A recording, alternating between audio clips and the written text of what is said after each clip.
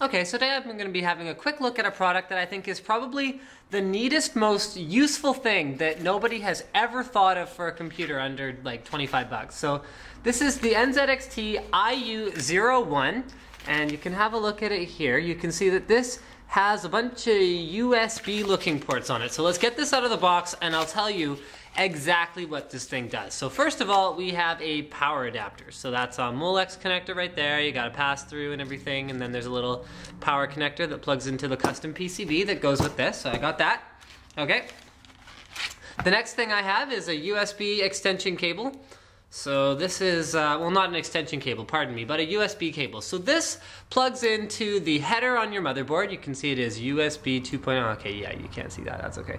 USB 2.0, and then the other end is exactly the same thing.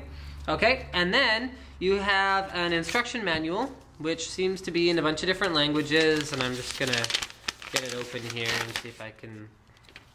Okay, it's really simple. Actually, each one of these photos is exactly the same photo, just with a different language under it. Connect the USB connector to a spare internet USB connector on the motherboard. Wow, those are terrible instructions. Well, it shouldn't take you long to figure out how to use this thing. It's really straightforward. So then, the last thing we find inside is the little module, the little PCB itself. So I'll get this out of here.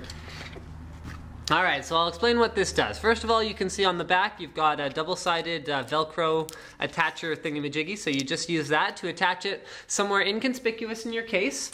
Okay, so you need to provide power to this little PCB right there, okay, and then you need to plug in this cable right here like this. So, there you go. Once you got it hooked up, you plug this into your motherboard to an available USB header, and it expands that USB header to 3 headers and 2 internal USB ports. So what you can use this for is for hooking up anything that is not bare bones for functionality for your computer. So for example, my case has 4 front USB ports. Now most motherboards only have 2 onboard headers. So that means if I wanted to have, say for example, a card reader or an M-cubed T-balancer fan controller, which I do have, I would need an additional USB header somewhere. And so many of those header devices don't seem to be able to use an adapter to plug into one of these. And even then, I mean, what do you want to do? Run it around to the back of your case, run a wire in through the case?